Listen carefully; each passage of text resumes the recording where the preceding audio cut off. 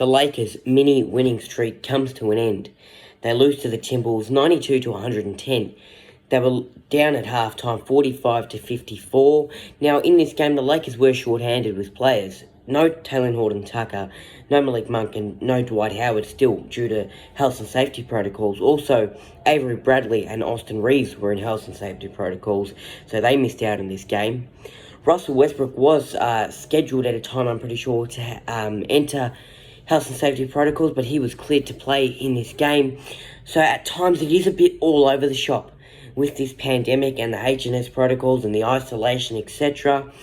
And, hopefully it dies down a bit soon because, I think there was about 84 players in health and safety protocols at a time. There was 16 this morning that went in. It is a shame to see, and I hope, for goodness sake, we do not have another NBA bubble and our season does not get postponed. A highlight for the Lakers in this game was seeing Isaiah Thomas debut. Now, back in the Lake Show, it was great to have him back. He signed a short contract the other day, and he went well. I'll talk about that a bit later. In that first half, the Lakers were poor at times. 4 out of 20 from downtown. The Timberwolves didn't do much better in that first half. 5 out of 26 from downtown. Lakers weren't making shots. The Timberwolves were struggling as well, but then they started to click the Timberwolves, and it was mainly through Karl Anthony Towns, who dropped 10 rebounds, 4 assists, 28 points. He had 23 points in the first half. He was dominant in the paint. He could do whatever he wanted, and the Lakers didn't have an answer. And when they did have an answer in the paint, he could shoot threes as well. So he had it all in this game. Well done to him. For D'Angelo Russell, 3 rebounds, 6 assists, and 17 points. 11 points in the first half. Malik Beasley, 4 rebounds, 4 assists, and 17 points. For the Lakers, LeBron James, 10 rebounds, 5 assists, 18 points. At times, LeBron had no energy. At times, LeBron was walking around, mainly in that second half. And at times, there was a main point in that game where I just, shook my head in shame. Because he was looking at this player doing a dunk or an easy layup, and he's just standing there, copying it, not defending, not going up to jump and block that shot.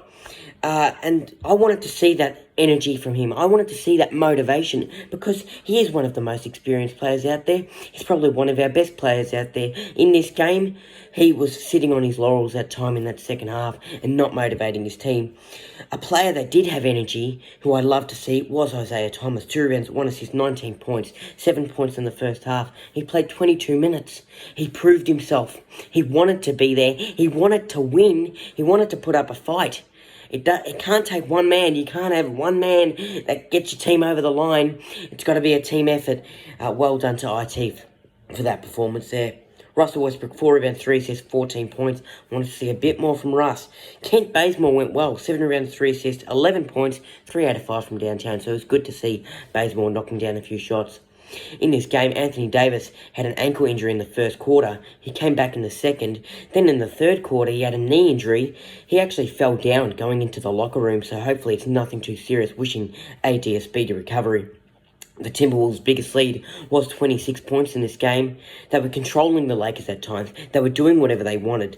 And it's because the Lakers' defense dropped off. It's because the Lakers' defense had no energy. There was no motivation in the team. They quit. They gave up. There was no effort whatsoever, mainly in that second half. We couldn't get rebounds.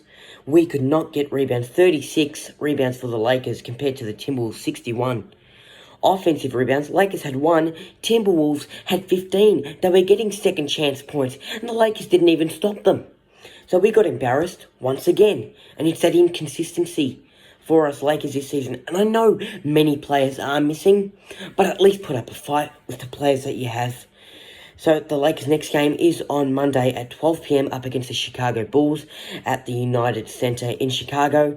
Let's see what the Lakers can deliver. Go Lakers. Right guys, if you like that recap and you want to see more of my content, remember to hit that thumbs up, like, comment, and hit that red button down there that says subscribe.